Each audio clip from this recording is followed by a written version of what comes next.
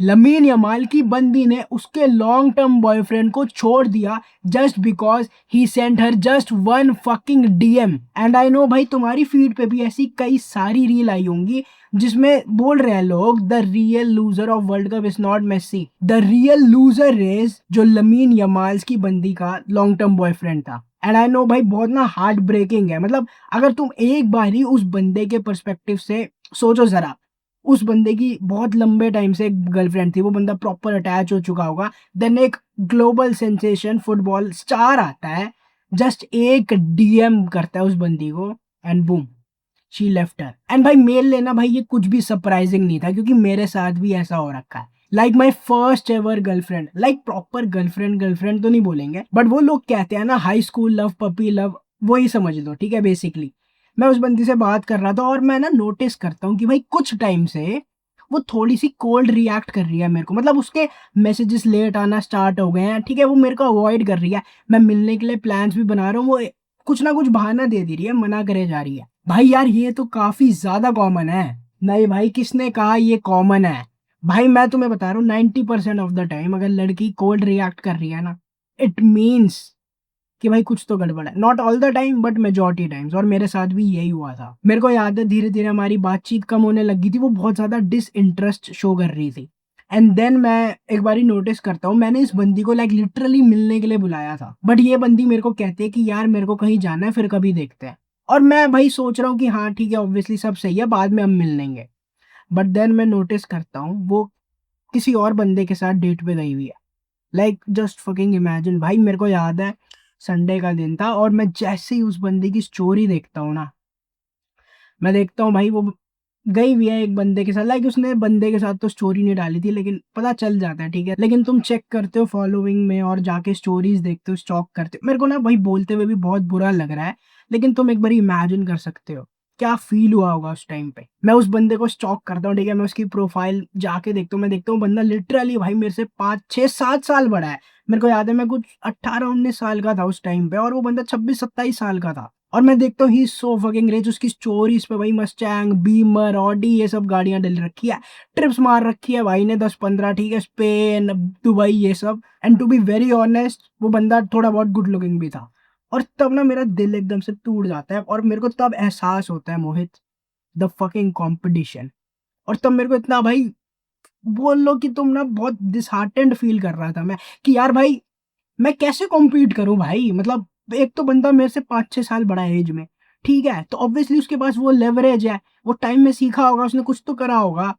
और भाई इतना अमीर घर से कैसे कॉम्पीट कर लूंगा भाई मैं, सब कुछ है उसके पास। और इसलिए मेरे को इस इंसिडेंट ने इतना ज्यादा सरप्राइज नहीं करा क्योंकि मेरे को पता है bro, girl will always fucking choose winner. क्या यार मेरे को पहले से ही पता है, इसलिए मैं ज्यादा लड़कियों पे फोकस नहीं करता। अपनी लाइफ पे बढ़िया करो, लड़कियों को फोकस ही मत बनाओ भाई। नहीं भाई बट मैं समझ सकता हूँ तू कैसा फील कर रहा है, एंड ट्रस्ट मी भाई इसमें लड़कियों की कोई गलती नहीं है भाई। लड़कियां ऑब्वियसली डिजाइंड ही ऐसी है कि they will always choose fucking winner. भाई मेरे को खुद बताओ, एवोल्यूशन के थ्रू समझते हैं, ठीक है, इस बात को, केवमैन टाइम में चलते हैं। अगर उस टाइम वो बंदी उन बंदों को चांस देती, उन बंदों को चूज करती जो वीक हैं, तो हम भाई सरवाइव ही नहीं कर पाते। Obviously they want someone strong. और भाई ये बहुत ज्यादा साइकोलॉजिकल होता है भाई, लड़कियां ना सोचती नहीं है बैठ के कि ये बंदे का स्टेटस ये है, ये इतने पैसे वाला है, ये ऐसा दिख रहा है, सबकॉन्शियसली उनके माइंड में वो सारी चीजें ट्रिगर होती हैं। क्योंकि भाई अगर लड़कियां वीक बंदों को चांस दे देती तो हम सरवाइव ही नहीं कर पाते ब्रो। भाई मैं तो पहले से ही कहता हूँ ये सब बेकार है भाई, टाइम पास है। अबे यार, बट यहाँ पे ना दो तरीके के थॉट प्रोसेस होते हैं। एक तो ये बंदे की तरह लोग सोचते हैं कि भाई क्या करना है, ये सब बेकार की चीजें हैं, और वहीं कुछ लोग ये सोच के एक्साइटेड होते हैं जैसे मैं था। मेरे को याद है मैं उस टाइम बहुत ज्यादा डिसहार्टेंड तो ऑब्वियसली फील कर ही रहा था। मैं अपने आप को बोलता हूँ कि फक इट ब्रो, अगर ये रूल्स हैं ठीक है भाई, तुम बहुत ज्यादा हेट कर सकते हो बट उससे कुछ फर्क नहीं पड़ने वाला। लड़कियां ऑब्वियसली वैल्यूबल लड़कों को ही चूज करेंगी। या तो बहनचोद साइड में बैठ के कंप्लेन करते रहो, या ये जो कंपटीशन है इसमें डोमिनेट कर दो। मैंने सेकंड रास्ता चूज करा और मेरे को याद है उस टाइम के बाद से मैंने उस बंदी से बिल्कुल बातचीत करनी बंद कर दी थी। उस बंदी का मेरे को टेक्स्ट भी आता है एंड बूम 2 साल बाद my dating life is fucking completely change. जो मेरे एक्सपीरियंस होता है मैं लोगों को बताता भी हूं ना, उनको यकीन नहीं होता। और भाई मैं किसी को कुछ ब्लेम नहीं कर रहा, ठीक है, 2 साल पहले मेरे को भी कुछ यकीन नहीं हो पाता कि ऐसे मेरी लाइफ चेंज हो सकती है। And I do genuinely believe कि ये अभी बस शुरुआत है यार। लेकिन ना ऐसा ना सबके साथ नहीं होता है। एक आध कोई एग्जाम्पल होगा तो होगा, लेकिन मेजोरिटी के साथ नहीं होगा ये सब। भाई मैं तुझे ब्लेम नहीं करता हूँ, मेरे को पता है बचपन से ही हमें एक झूठ बेचा गया है। हमने बचपन से ही सुना है, ठीक है, हमें इतना अंदर हमारे ये बिलीव बैठ चुका है। और इनफैक्ट लड़कियां भी तो बोलती है कि उनको केयरिंग बंदा चाहिए, नाइस बंदा चाहिए।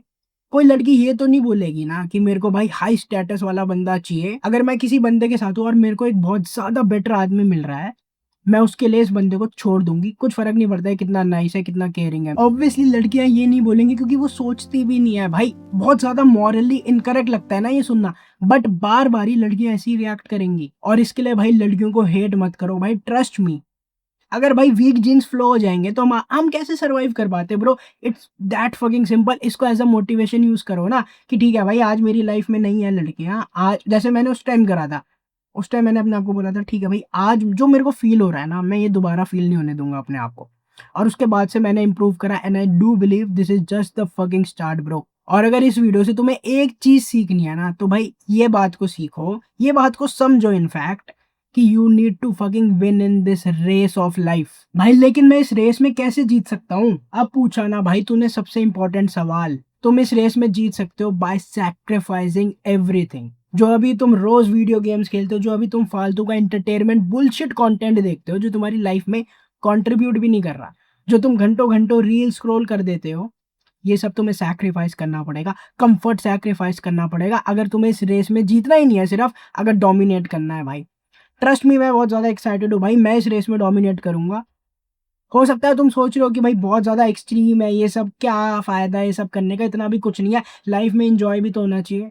Then we are not fucking similar. लेकिन अगर मेरी बात सुन के तुम्हारे अंदर कुछ इग्नाइट हो रहा है ना, तुम थोड़े से भी मोटिवेटेड फील कर रहे हो कि हाँ भाई फाइनली फाइनली किसी ने भाई कैमरे पे आके ये सारी चीजें बोली। लोग एडमिट नहीं करते ना भाई सोसाइटी में, तो कौन बोलेगा भाई ये कि लड़कियां छोड़ जाएंगी तुम्हें अगर तुम अपनी लाइफ में बेटर नहीं कर रहे होगी? बहुत ज्यादा absurd, बहुत ज्यादा बेकार साउंड करता है ना, बट लड़कियों ने बार बार ही ऐसे एक्ट करा है ब्रो। अब तो एग्जाम्पल है हमारे सामने, लेकिन ये होता आ रहा है।